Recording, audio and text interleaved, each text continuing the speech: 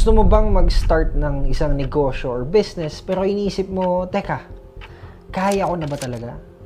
Kung teenager o student ka, alam ko iniisip mo na baka hindi pa oras o baka sobrang hirap. Pero guess what? Maraming successful entrepreneurs ang nagsimula ng bata pa sila. At kung kaya nila, kaya mo rin.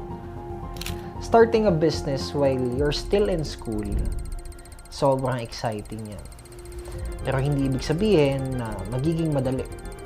Ang daming bagay na kailangan i-consider para hindi masayang yung oras at pera mo. So, if you're serious about this, let's go through the essentials together. Alam mo, I started my first business when I was just around your age, when I was 17. And let me tell you, it wasn't easy.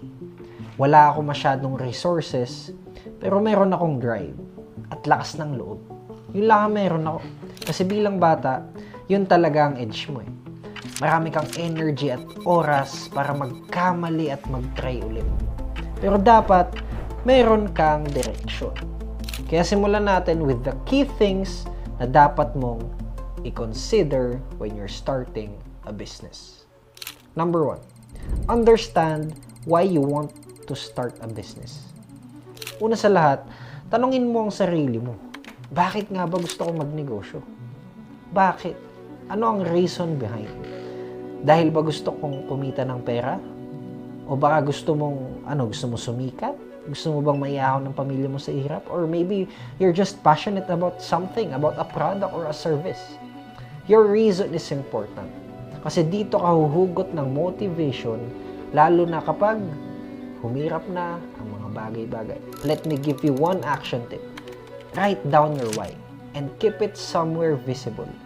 This is what you look back on to stay motivated.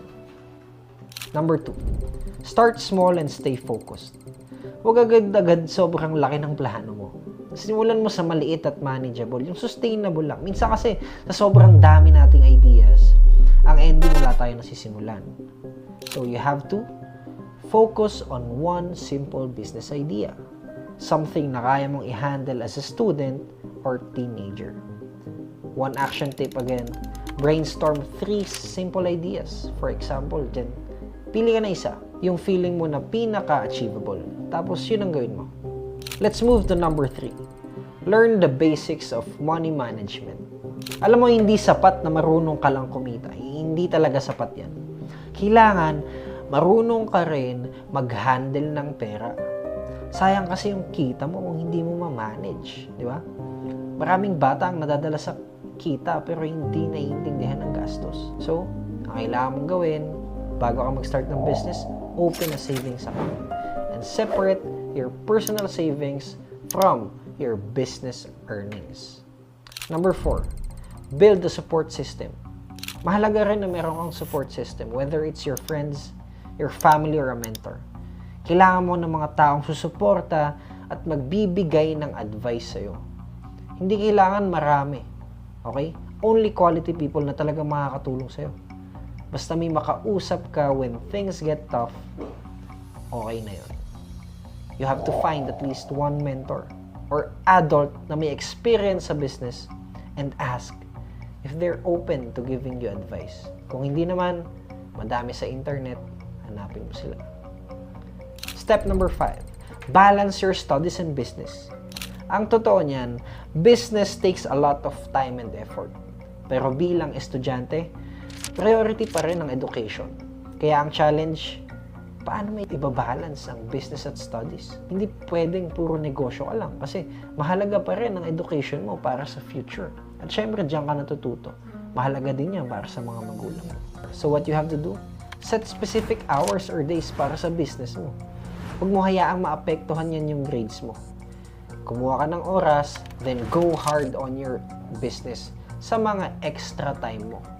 Go hard on it, go full out. Kasi mamaya yung business mo pala ang magdadala sa'yo sa tagumpay. Step number 6, prepare to fail and learn fast. Sa business, hindi lahat ng araw panalo. Okay? Maraming rejection, maraming pagkakamali, daan-daang pagkakamali. Pero yun ang maganda bilang bata. You have the time to learn and bounce back. because you've got all the time you need. Failure is not a bad thing as long as you learn from it. So, after each setback, kapag nagnenegosyo ka na at bumagsak ka, ask yourself what you learned and how you can improve next time. Okay?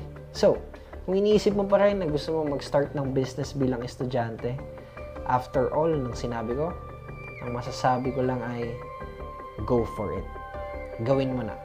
But remember, kid, hindi ito madali.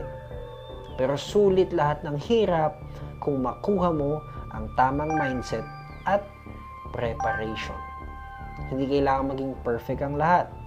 Hindi kailangan na smooth ang lahat. Ang mahalaga lang, handa ka and you're willing to learn. Now, it's time to take the first step. Kung seryoso ka sa goal mo, start planning today. Alamin mo ang resources mo. Ano ba ang meron ako? Ano ba ang meron ka? And take small steps forward. Kung natatakot ka, tandaan mo, lahat tayo natatakot sa simula. But that's part of the journey to success.